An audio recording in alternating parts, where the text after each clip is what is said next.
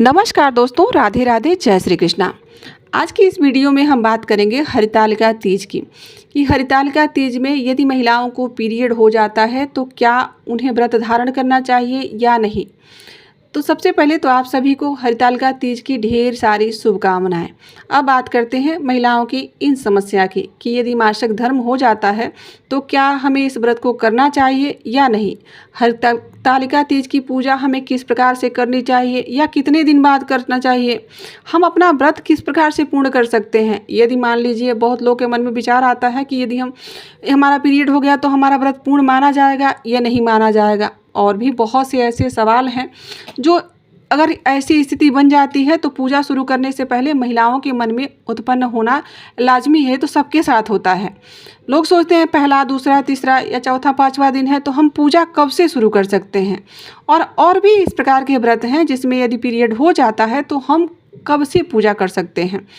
और इस व्रत में तो ऐसा होता है कि जितने 16 श्रृंगार के सामान है सब हमें नया ही पहनना रहता है। तो यह भी एक समस्या है कि पीरियड है तो फिर क्या हम श्रृंगार कर सकते हैं या नहीं। नई साड़ी है फिर उसे पहनेंगे तो वह शुद्ध हो जाएगी। तो इस प्रकार के बहुत से मन में जो विचार आते हैं उन सब सवालों का जवाब लेकर हम आज आपके बीच में उपस्थित हुए हैं। पर उससे पहले दोस्तों, यदि आप हमारे चैनल पे नए हैं तो सब्सक्राइब कर लीजिए और कमेंट करके ज़रूर बताइएगा और लाइक बटन दबा दीजिए। अब बात करते हैं हमारी इस समस्या का, जो कि हम इसका क्या समाधान ढूंढें और कैसे यह क्या किया जा सकता है यदि इस समय हमें पीरियड हो जाता है तो सबसे पहले यदि हरितालिका तीज का व्रत और पूजा करते समय या फिर पूजा के एक दिन 2 दिन पहले हमें पीरियड हो जाता है तो हम उसका जानने का प्रयास करते हैं कि हमें क्या करना चाहिए। हिंदू धर्म में हरितालिका तीज का व्रत भाद्रपद मास के शुक्ल पक्ष की तृतीया तिथि को रखा जाता है। यह व्रत सुहागिन महिलाओं के लिए खासकर महत्वपूर्ण माना जाता है। इस दिन व्रत करने से अखंड सौभाग्य, सुख समृद्धि की प्राप्ति होती है तथा पति की उम्र लंबी होती है। लेकिन कई बार महिलाओं को व्रत के दौरान जब पीरियड आ जाता है जिस वजह से वह दुविधा में पड़ जाती हैं कि उन्हें हरितालिका तीज का व्रत किस प्रकार से करना चाहिए।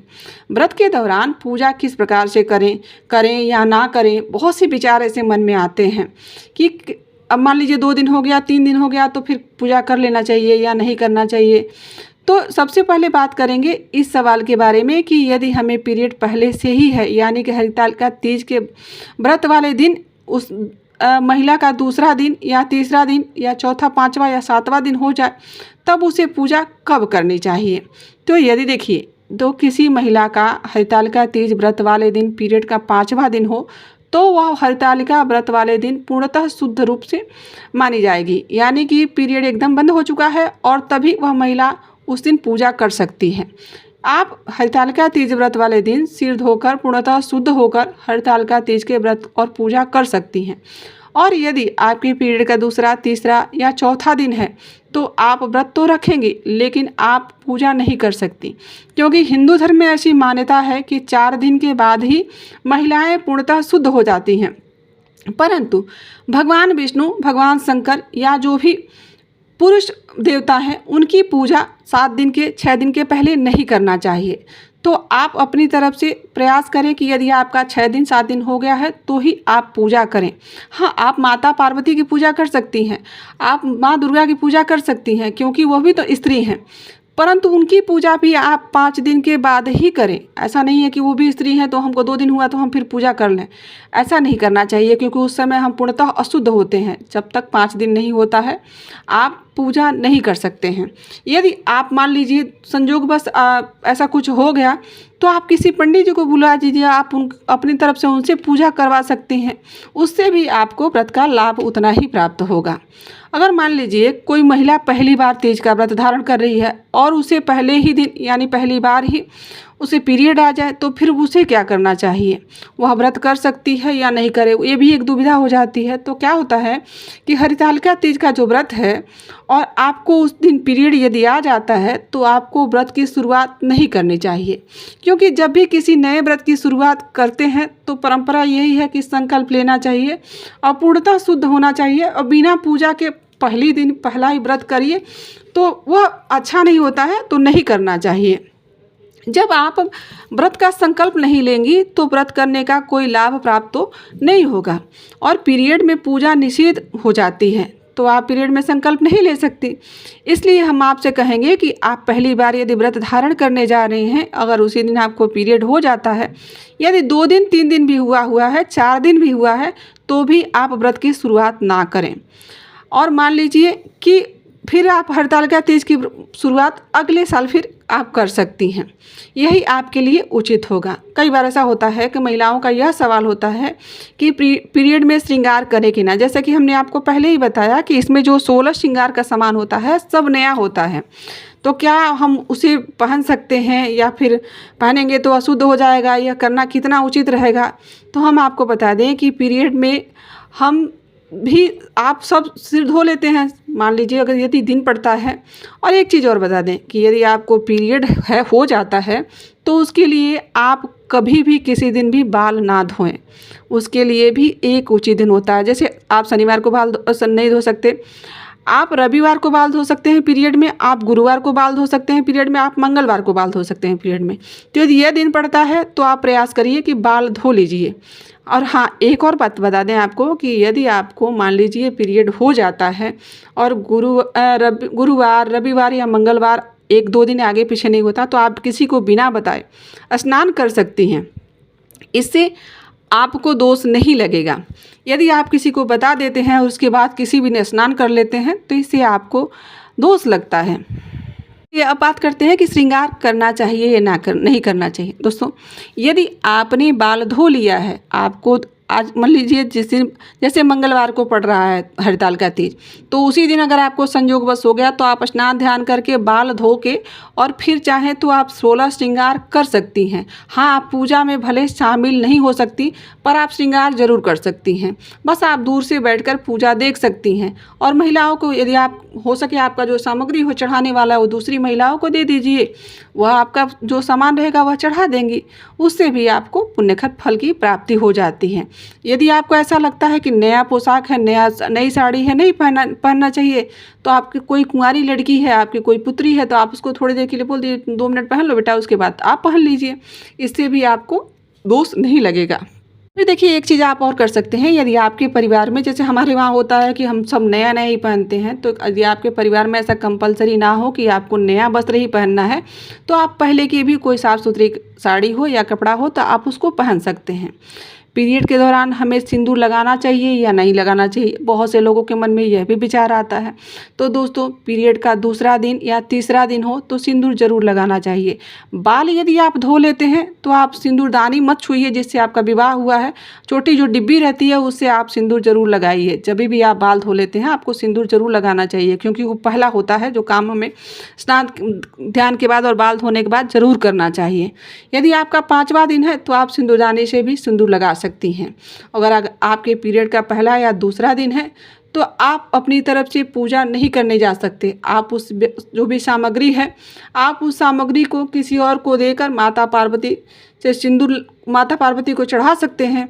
और उसके बाद जब आप शुद्ध हो जाएंगे, और उस मान लीजिए कि उस समय जो सिंदूर चढ़ाया जाता है तो आप अशुद्ध हैं तो वह सिंदूर तो लगा नहीं सकते, तो आप किसी और को बोलिए कि आप ये कागज़ या पेपर में आपको वह सिंदूर उठा कर दे दें, और फिर जब आप शुद्ध हो जाएंगे फिर आप उस सिंदूर से अपना मांग भर लीजिएगा। से आपको उस हरतालिका तीज का व्रत का लाभ भी प्राप्त हो जाएगा और आपका सौभाग्य भी अखंड रहेगा। अब बात करते हैं कि बहुत से महिलाओं के मन में ऐसा विचार होता है कि पीरियड में भी व्रती महिलाओं को जल्दी उठना चाहिए, स्नान आदि करके स्वस्थ वस्त्र धारण करनी चाहिए या नहीं। फिर आपके देखिए, यदि आपको पहले ही हम बता चुके हैं, यदि आपको पहला, दूसरा, तीसरा या चौथा दिन रहता है तो आप इस प्रकार के कोई क्रिया नहीं कर सकती। यदि 5 दिन हो चुका है तब आप जैसे संपूर्ण विधि विधान से पूजन करते हैं वैसा करिए, परंतु भगवान शंकर को स्पर्श मत कीजिएगा। आप यदि 4 दिन हो गया है तो आप माता पार्वती को भी नहीं छू सकती। 5वां दिन है तो 5वें दिन आप स्नान करके तैयार होकर पूरा 16 श्रृंगार करके माता पार्वती की विधिवत पूजा कीजिए। हाँ, भगवान शंकर को आप स्पर्श नहीं कर सकती, किसी और से जो चढ़वाना है वो चढ़वा सकती हैं और दूर से ही बैठकर हाथ जोड़कर उनसे आशीर्वाद प्राप्त कर सकती हैं। यदि व्रत शुरुआत करें और आपके इस दौरान मासिक मान लीजिए जो भी है धर्म वो हो जाता है तो आप इस बात को पूर्णतः ध्यान रखिए कि आप अशुद्ध अवस्था में हैं, तो आप भगवान को स्पर्श ना करें। मान लीजिए आपके कोई आसपास महिला नहीं है या घर में सास या जेठानी कोई बड़ी नहीं है, तो किस प्रकार से पूजा की जाए? यदि ऐसी स्थिति होती है तो आप किसी ब्राह्मण को बुलाकर पूजा करवा सकती हैं, या फिर कोई दूर दराज की भी आसपास की महिला हो तो भी उनको बुलाकर अपने सदस्य, घर के सदस्य के बाद उनसे बिठाकर और बता सकती हैं कि ये चढ़ा दीजिए, कर दीजिए, आप उनसे पूजा करवा सकती हैं। आप प्रदोष काल के समय स्नान आदि करके षोडश श्रृंगार कर सकती हैं यदि 4 दिन हुआ है तो, और फिर पूजा स्थली से थोड़ा दूर बैठकर आसन लगाकर जैसे जैसे आप पूजा करती हैं वैसे वैसे उस व्यक्ति को बताते जाइए, वह पूजा कर देगा। उसके पश्चात आप व्रत कथा सुन सकती हैं और पूजा होने के बाद रात्रि जागरण भी कर सकते हैं, भजन कीर्तन कर सकते हैं। ऐसा नहीं है कि आप रात्रि में सो जाइए, चले मुझे कुछ हुआ, मतलब मुझे तकलीफ है तो मैं कुछ कर नहीं रही हूँ तो मैं सो जाऊँ, नहीं। आप रात्रि बाकी सारी चीज़ें, भगवान की पूजा, भगवान को स्पर्श करने के अलावा अब बाकी सारी चीज़ें उसी प्रकार से करें जिस प्रकार से आप हर साल करते हैं, जैसे आप शुद्ध रहते हैं। अगले दिन पारण करने से पहले दान दक्षिणा भी करना जरूरी होता है। तो अगर आपका पीरियड का पहला, दूसरा या तीसरा दिन है तो आप दान की सामग्री को हाथ नहीं लगाएं। यदि आपका पीरियड का चौथा या 5वां दिन है तो आप सर धोकर स्नान आदि करके फिर साफ हाथों से दान निकाल सकती हैं और दान कर सकती हैं। अगर आपके पीरियड का पहला या दूसरा दिन है तो आप यह कार्य अपने पति से भी करवा सकती हैं। आप अपने पति को बताते जाइए कि कैसे कैसे क्या रखना है, फिर वह रख देंगे और इस समस्या का एक तरह से समाधान हो जाएगा। और अगर आप यह भी नहीं करना चाहती हैं तो आप दान के लिए कुछ दक्षिणा निकाल दीजिए, जैसे पैसे, मान लीजिए कि सब चीज़ जितने सामान आप देने वाली हैं उस सब सामान के निमित्त आप पैसा रख सकती हैं। इससे भी आपको उत्तम फल मिल सकता है। बाल धोकर शुद्ध अवस्था हो जाए और उस समय आप पैसे को ले जाकर किसी मंदिर में दान कर सकती हैं, या फिर आप चाहें तो पंडित जी को दे के बोल दीजिए कि आप इस पैसे से यह सामान खरीद लीजिएगा, इसके लिए ही मैंने निकाला है।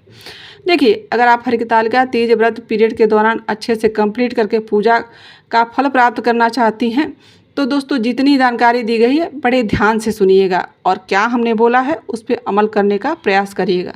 तो दोस्तों यह थी हरितालिका तीज व्रत के दौरान यदि मान लीजिए महिलाओं को पीरियड हो जाए तो उसकी जो समस्या होती है उसका समाधान करने का मैंने संपूर्ण कोशिश किया है। आशा करते हैं कि आपको यह वीडियो आपके लिए ज्ञानवर्धक और लाभप्रद होगा। यहाँ तक बने रहने के लिए आप सभी का दिल से आभार। मिलते हैं किसी ऐसी जानकारी के साथ। अभी के लिए बस इतना ही। वीडियो अच्छा लगे तो कमेंट करके ज़रूर बताइएगा।